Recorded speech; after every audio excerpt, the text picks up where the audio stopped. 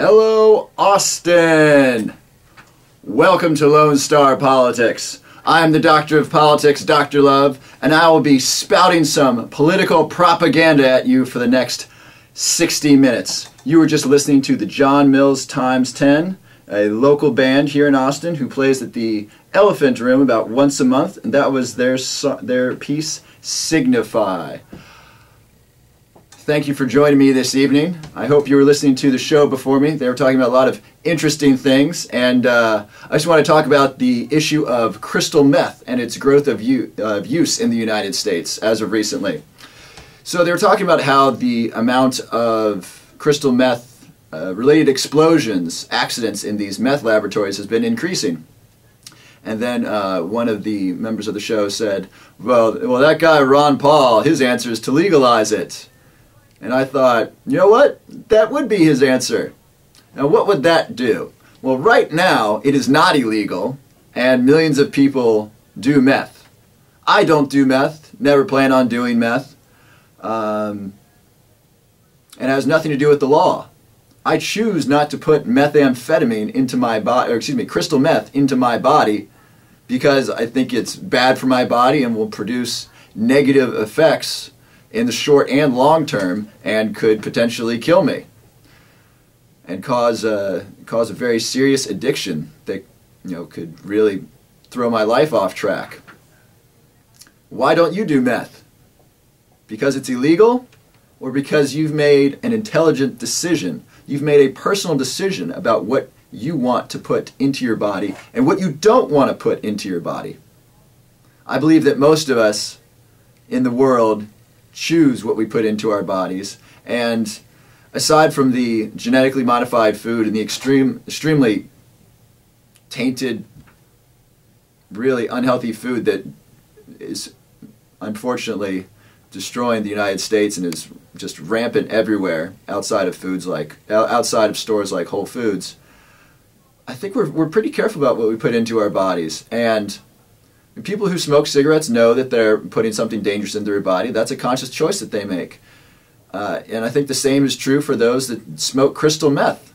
They are choosing to do something that they know is inherently dangerous, regardless of the law. And I'm choosing to not do something that is inherently dangerous, regardless of the law. So the law here is not effective in deterring behavior. It's not the reason I don't do it, and it's not stopping them from doing it. Similarly with marijuana. I have smoked marijuana. The law had nothing to do with whether or not I would smoke marijuana. It did when I was in high school, because I thought anything that was against the law was illegal, or excuse me, was immoral. Then I thought about jaywalking and how everybody from priests and rabbis to grandmothers to bank criminals all jaywalk. And so if we're all willing to break that law, who's to say that any law is morally right, as long as you're not hurting another human being? I think that has to do with human decency rather than the rule of law.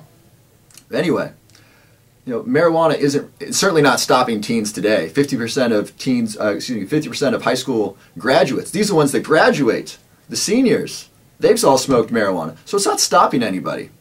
So back to the crystal meth. If we legalize it, as I think would be a step in the right direction, then we have control over it. No longer are people going to be able to make crystal meth in their basements and sell it. Why? Because the market will be above ground. Right now it's a black market. It's an underground market. People do shady things in their basement, like concocting crystal meth with Sudafed, and then they sell it through their network of dealers to their network of addicts. If you sell it at CVS, you're going to have big manufacturing plants making crystal meth. Sudafed will probably be, the makers of Sudafed will probably make crystal meth. There will be very few explosions. It'll be a very safe process to make it. It'll be probably a guaranteed quality of crystal meth. There won't be as many dangerous additives in it. I don't know what they put in crystal meth, but I think bleach is something that is often added. I'm not really up on my crystal meth recipes. So, crystal meth will be a safer substance itself. We'll generate tax revenue off of it, because I'm sure there'll be a sin tax on it like there is on cigarettes and alcohol. So that's good for the taxpayer because we'll generate revenue through the sale of this item. There'll be fewer explosions, and people who are addicted to it won't be afraid to seek treatment. Oftentimes, those that are addicted to illegal substances are deterred from seeking treatment because they were doing something illegal. If crystal meth were legal, they could then go to the hospital or a drug treatment center and say, hey, I'm hooked on crystal meth. I know it's not illegal, but I need your help in getting off of it because I don't want to be addicted to this for the rest of my life. And hopefully, we as a society would no longer look down upon these addicts with the same contempt and moral outrage that we do today. Instead of viewing ourselves as morally superior, that we're not breaking the law, even though we jaywalk all the time and probably have had a meter expire on us on a parking spot, and we didn't ask the closest meter maid for a ticket. If we're willing to violate those laws, we shouldn't look down upon those that violate other laws simply because they're breaking a law. Rather, we need to look at it as a personal choice of theirs. So, these people then will pursue treatment if it's legal, whereas right now they have to hide and keep their habit very secretive because it's looked down upon by society, and there's not readily treatment available for them. So yes, legalizing crystal meth would certainly prevent the explosions and make it safer and increase tax revenue. The only thing it'll do is make it readily available to people safely. So I don't have to go to some sketchy guy in the alley to buy crystal meth. I can go to CVS and buy it. Is that good or bad?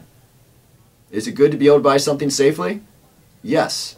Is it bad that you have easy access to something that's dangerous? Yes, that is also bad. But they have access to it anyway.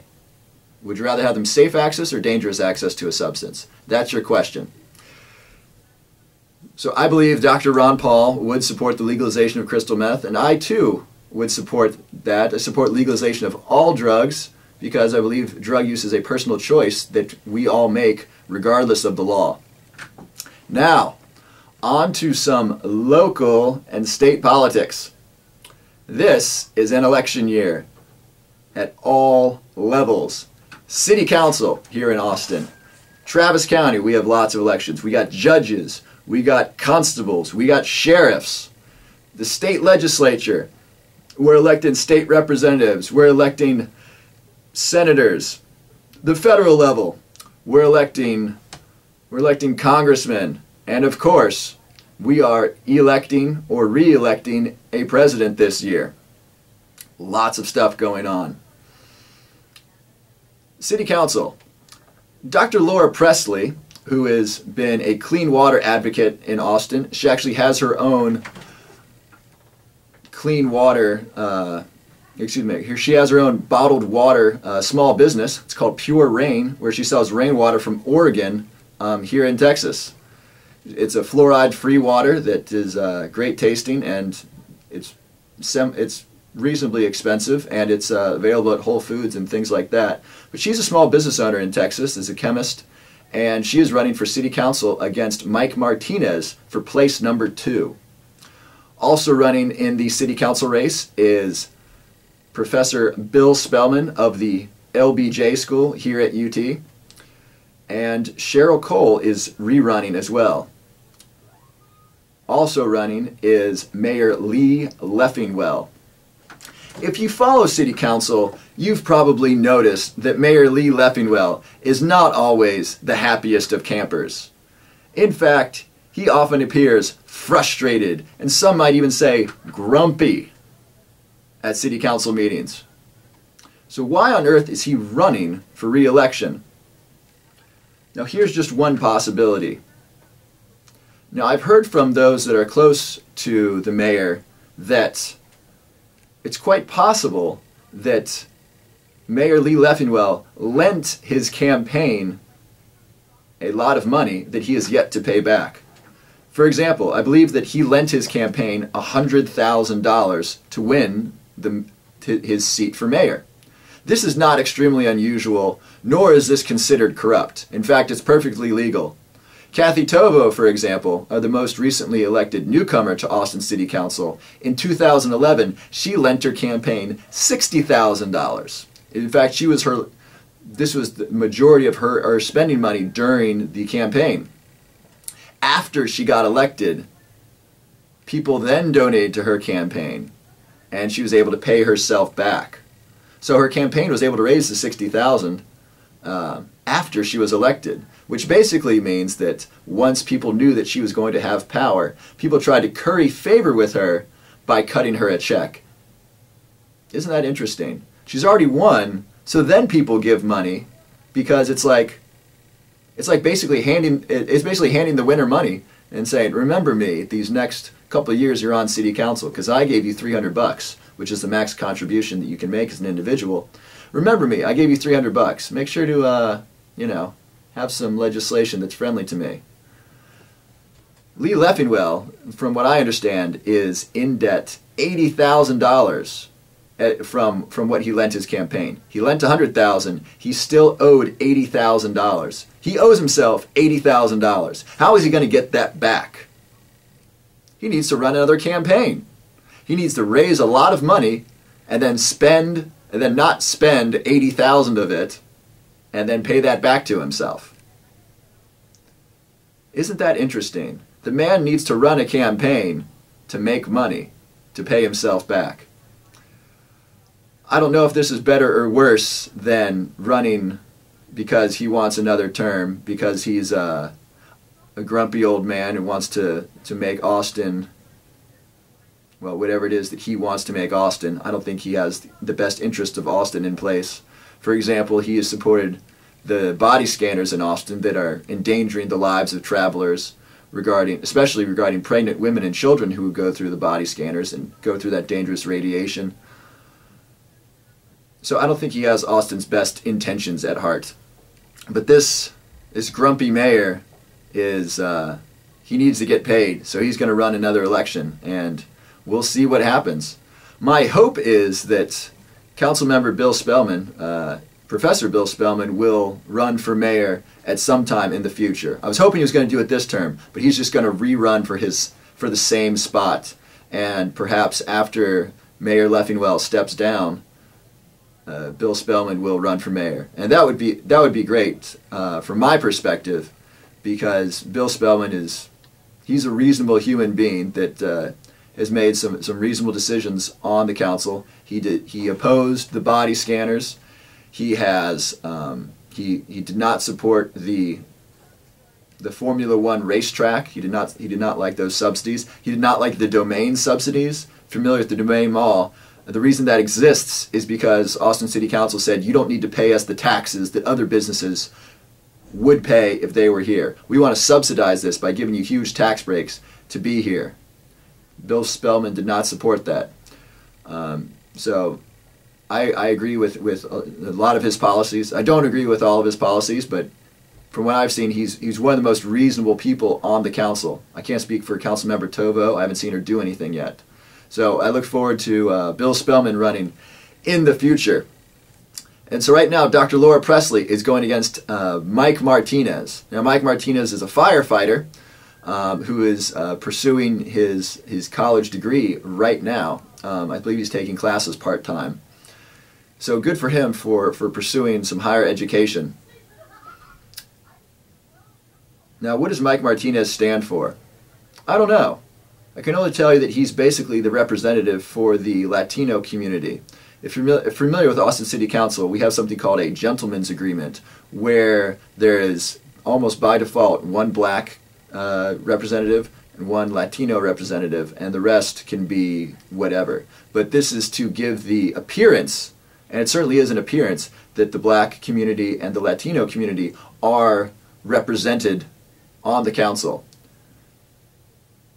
Now, whether or not any black or Latino candidate automatically represents the interests of those communities, that's something different. And I don't think they do at all, just because they share the same skin color or ethnicity. I certainly haven't seen that from Cheryl Cole, who is the current black representative on City Council.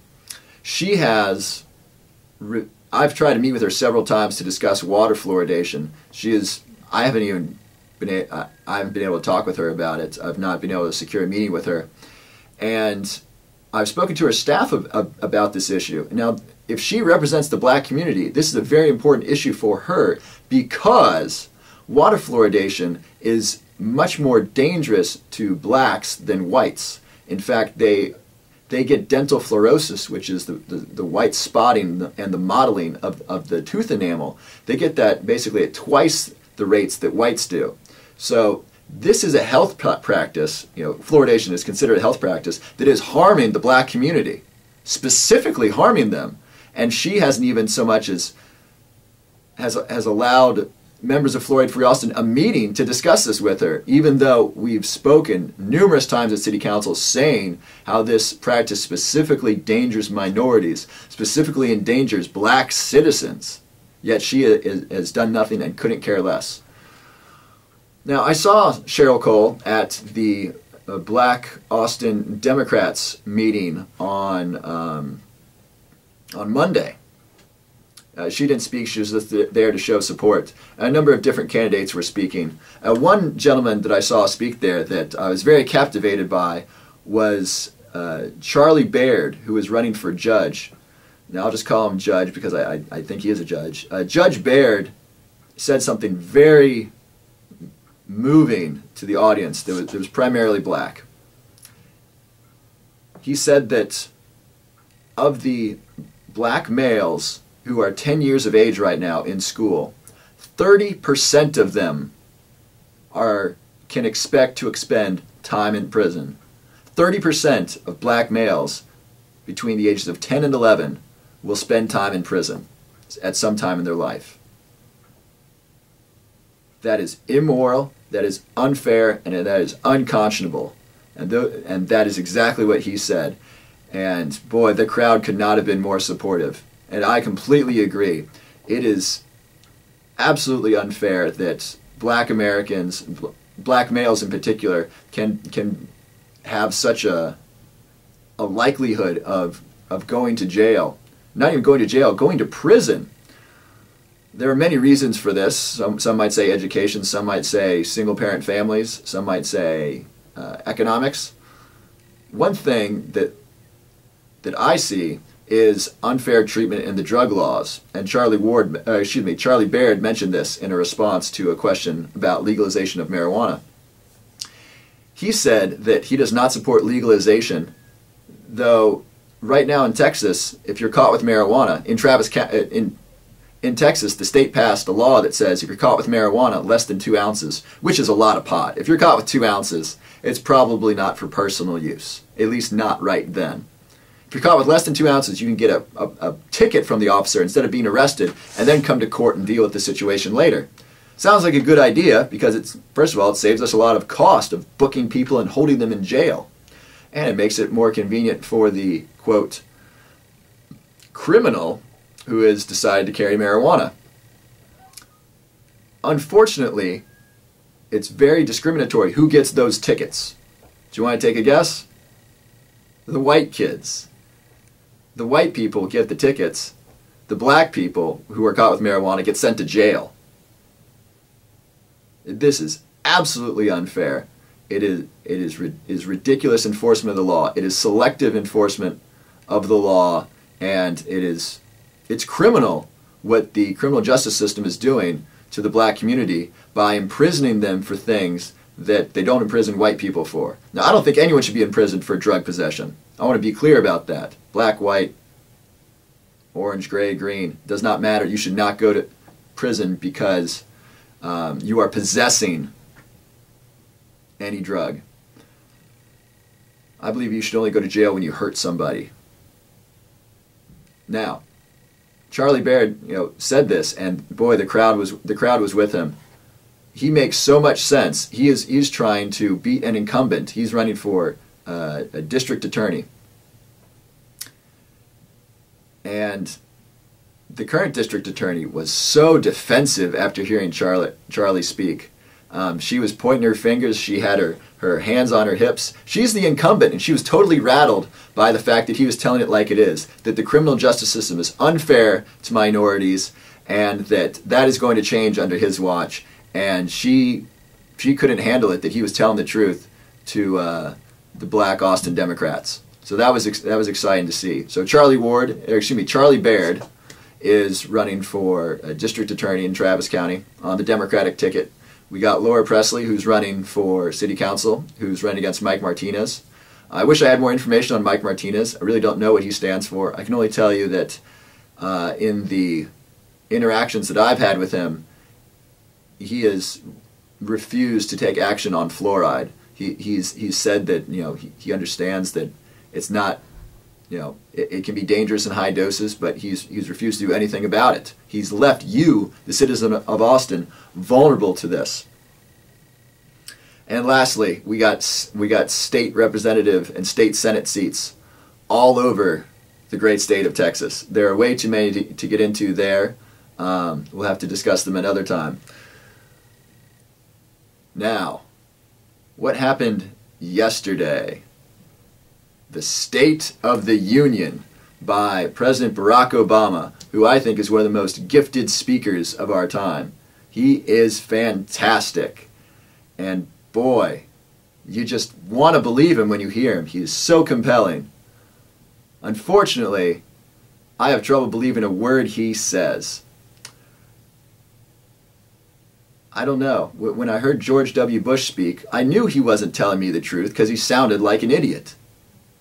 President Barack Obama sounds like a very intelligent man, yet I have trouble believing, what he's telling me.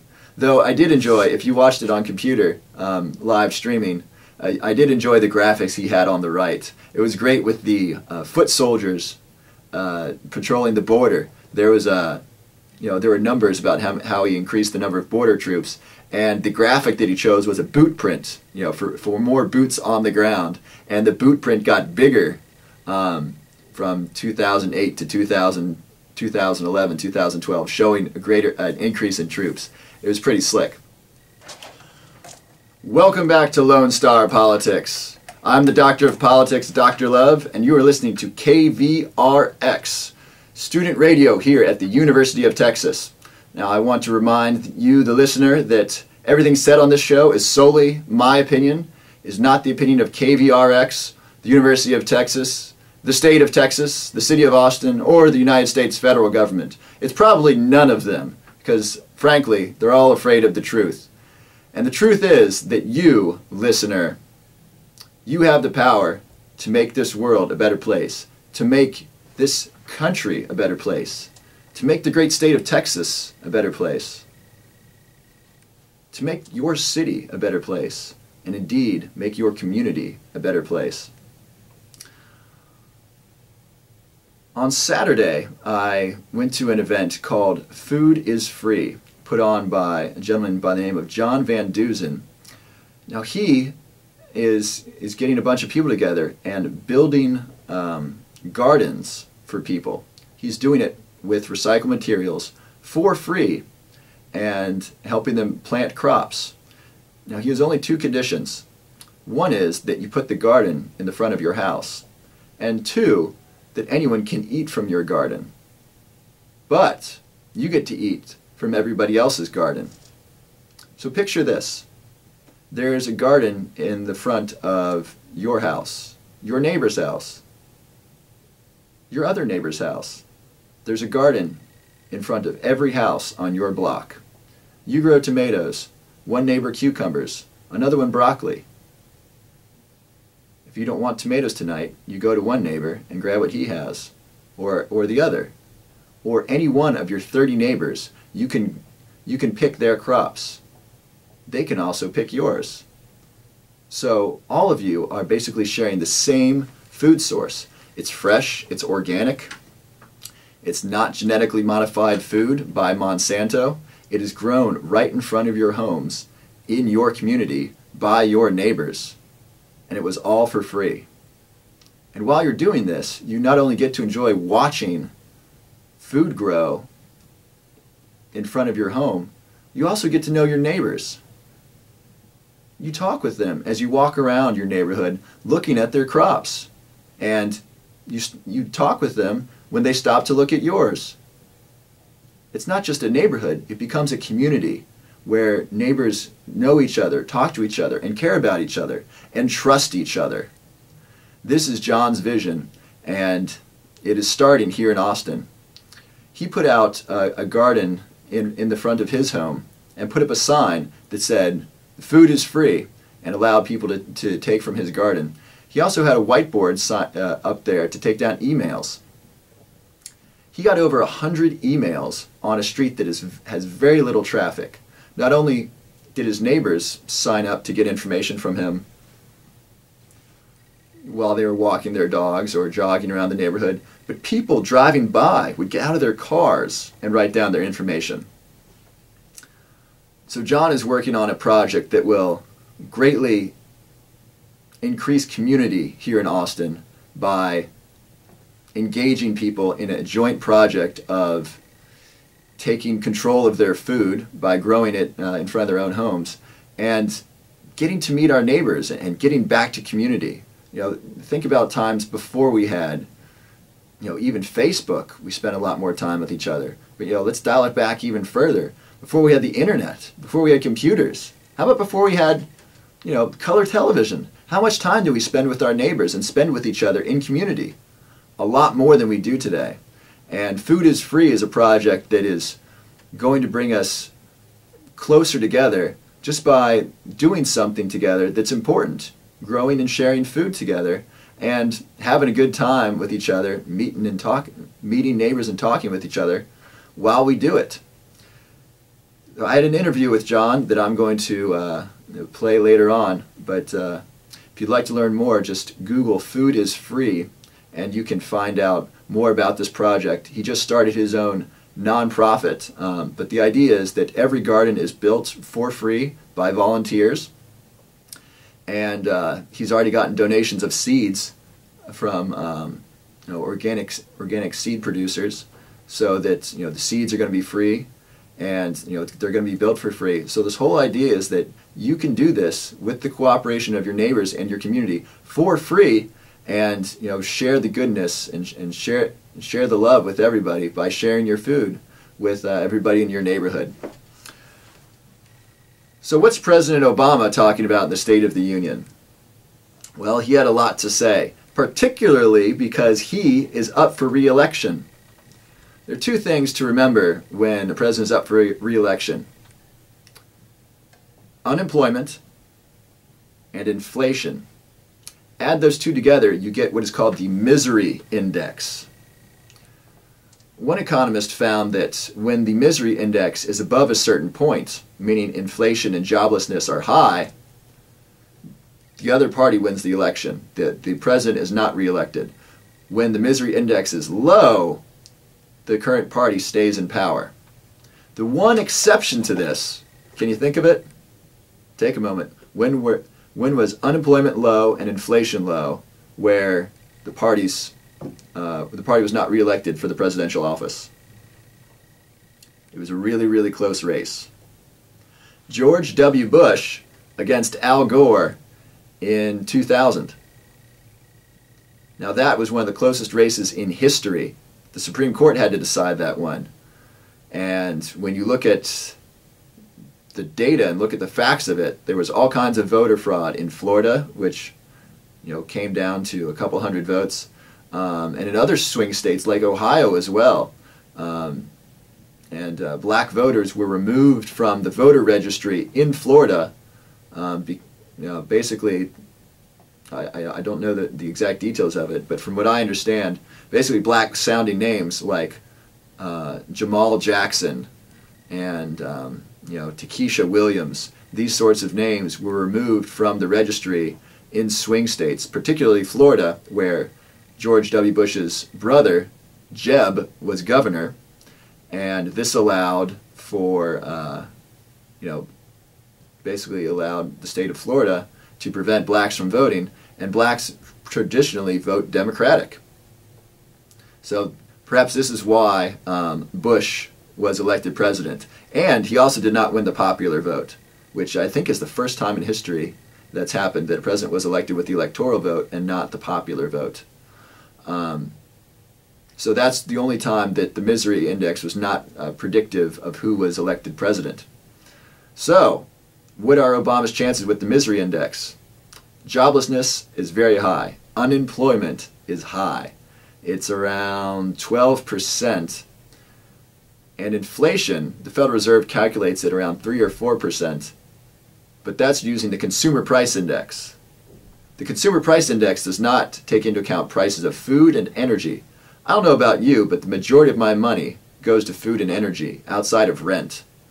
I went to Costco today, and basically I bought nothing but food and energy. I bought a tank of gas, which was about $40, and I then bought some eggs, spinach, strawberries, blueberries, bread, peanut butter. And I'm trying this new Chinese program where you learn Chinese through immersion. It's kind of like I forget what that famous program is called that teaches language. It's kind of like that. I bought that for $30. I spent $120 inside the store and $40 outside. 80% of that was food or energy. So those prices are not in the Consumer Price Index. So the Federal Reserve's measurement of inflation is way low. So the real misery index might be around 18 or 20. That is very high. If the Republicans can put up a decent candidate, and I think the greatest would be Ron Paul, he's the only one who has been consistent in his answers and has a long history of serving the people. Well, it's likely that the Republicans will win if they put up a good candidate because the misery index is so high. But enough of what I think about President Obama and his speech. Let's hear some of it for ourselves. Here are just a few highlights from President Obama's State of the Union address from yesterday, January 24th, 2012.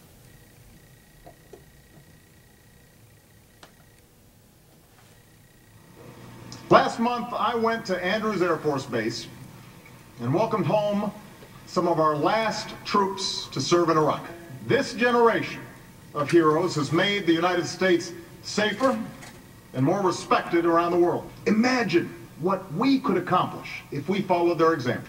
The defining issue of our time is how to keep that promise alive. Now, I was just amazed when President Obama just said right there at the beginning that our involvement in Iraq has made us safer and more respected around the world. Do you believe that?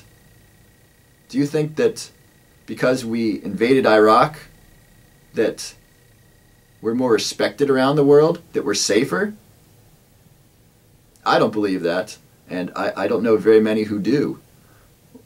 Saddam is certainly not in power, and perhaps those that survived the Iraq war, those Iraqis might be safer, but are we? That's a tough call to say, especially when he says that he opposed the war the whole time. That was the big thing that separated him from Hillary. He opposed the war in Iraq, and now he's telling me it increased our safety and respect around the world. Well, that's interesting. Let's hear what else he has to say. Challenge is more urgent. No debate is more important. We can either settle for a country where a shrinking number of people do really well, while a growing number of Americans barely get by. Or we can restore an economy where everyone gets a fair shot, and everyone does their fair share, and everyone plays by the same set of rules. At a time. Now, he was just talking about fair business right there, where everyone gets a fair shot and everyone plays by the same set of rules. If we want that, we need to get the government completely out of the picture. Get the government out of business. When the government gets involved, those that know government officials and are connected with the government get extra special treatment. They get subsidies. They get, they get laws passed that are favorable to their industry. They get laws passed that are maybe favorable to their specific business. The government might help force others out of business. We don't need the government to give us a free market. We don't need the government to allow competition. We have much better competition, much more efficient trade without the government, and their involvement in the marketplace, jams everything up with unnecessary regulations. He mentioned this in his State of the Union address, and I can't believe he did because it makes the government look absolutely silly. He talked about how there was a regulation that was on the book for 40 years that said that milk, we had to protect from milk spills like we would oil spills. So milk was classified as an oil that was dangerous or toxic if it were spilled. So there were safety regulations on milk facilities that were appropriate for oil facilities. Can you imagine the excess in energy and monitoring alone, and how that increased cost of milk because you're treating it as it was like something dangerous like oil? That was on the books for 40 years. I think it's still in the books right now, and he's just repealing it. That is amazing. That is what happens when government gets involved in business. They're not efficient, they're not effective, and they have no idea what they're doing. If we want business to be effective, if we want exchange to be effective, if we want a powerful growing economy where people are treated fairly, the government needs to get out and stop doing people favors and stop picking winners and losers. That's exactly what the Wall Street fiasco was about in 2008. That's what that collapse was about. The government picked winners and losers. We gave bailouts to companies. Obama said this in his State of the Union. He refused to let the car industry die in the United States. You know what? That would have been wonderful from my perspective. If you're bankrupt and you went bankrupt, great. Now all of a sudden there's this huge vacuum where someone can step up and say, hey, I'm an entrepreneur and I have an interesting idea for an electric car or a solar-powered car or a car that runs on water. Yes, YouTube car that runs on water if you'd like to find out more. There are engines that run on water. Cars like this could maybe start being produced by entrepreneurs that find financing and can maybe employ some of the employees from the old auto. I'm the doctor of politics, Dr. Love.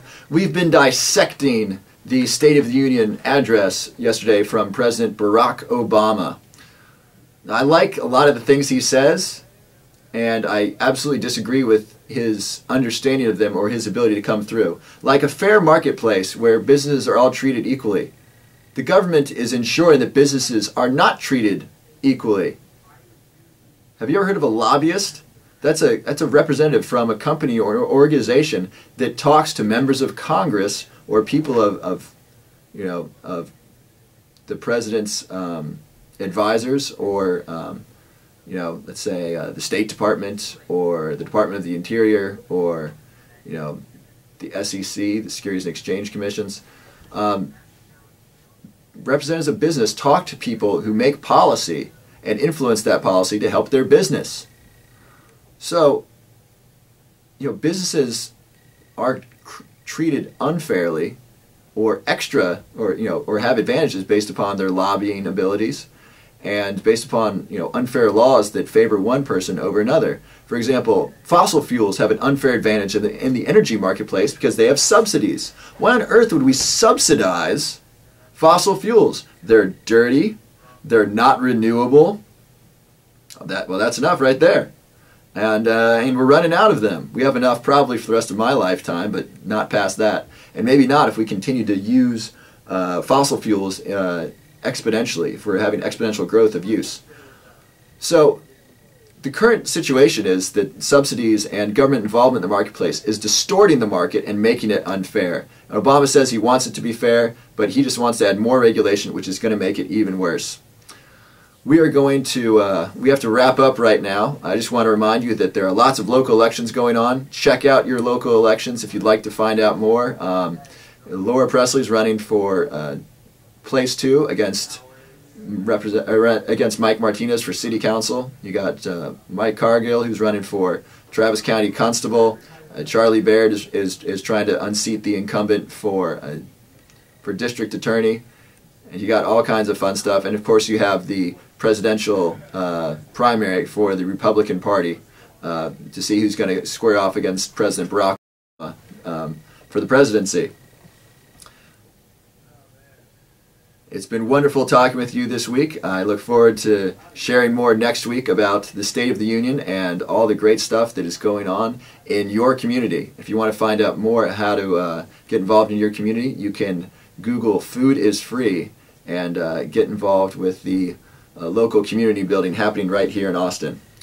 thank you for listening. Have a wonderful week. I started you off with John Mills times 10. I'm going to end with a little bit of that. This one's called Anthem.